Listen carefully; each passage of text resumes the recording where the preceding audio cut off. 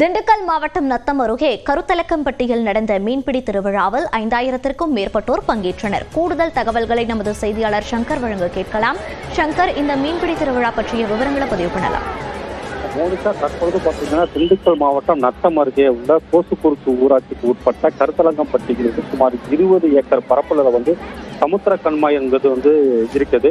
இந்த கண்மாயில் ஆண்டுதோறும் நீர் வற்றியவுடன் ஊர் சார்பாக இது மீன்பிடி திருவிழாவானது அறிவிக்கப்படும். இந்த மீன்பிடி திருவிழாவானது சமத்துவ மீன்பிடி திருவிழாவாக ஊர் மக்கள் சார்பாக நடத்தப்படும். இந்த மீன்பிடி திருவிழாவில் கட்டணங்கள் ஏதுமின்றி பொதுமக்களும் ஊர் மக்களும் மீன்களை பிடித்து செல்லலாம் என அறிவிப்புகள் ஊர் சார்பாக அறிவிக்கப்பட்டு கட்டணங்கள் ஏதுமின்றி சமத்துவ மீன்பிடி திருவிழாவானது ஆண்டுதோறும் நடத்தப்பட்டு வரும்.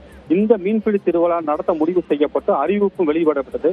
இதனைத் தொடர்ந்து கருத்தரங்கப்பட்டியின் குப்பசாலை, புதூர், குறும்பப்பட்டி, நல்லூர், கோட்டையூர், கரையூர், குச்சப்பிள்ளப்பட்டி, அரவக்குறிச்சி உள்ளிட்ட சுமார் சுற்று வட்டார பகுதியிலிருந்து அதிகாலையிலிருந்து 5000க்கும் மேற்பட்ட பொதுமக்கள் அங்கு திரண்டு இருந்தனர். ஒரே நேரத்தில் ஒற்றுமையாக கண்மாயில் இறங்கி கச்சா வலை, கூடை மற்றும் வலைகளை கொண்டு ஏராளமான மீன்களை பொதுமக்கள் ஜிலேபி, குறவை, ரோகு, பாப்லெட் உள்ளிட்ட பல்வேறு வகையான மீன்களை பிடித்து செல்கின்றனர்.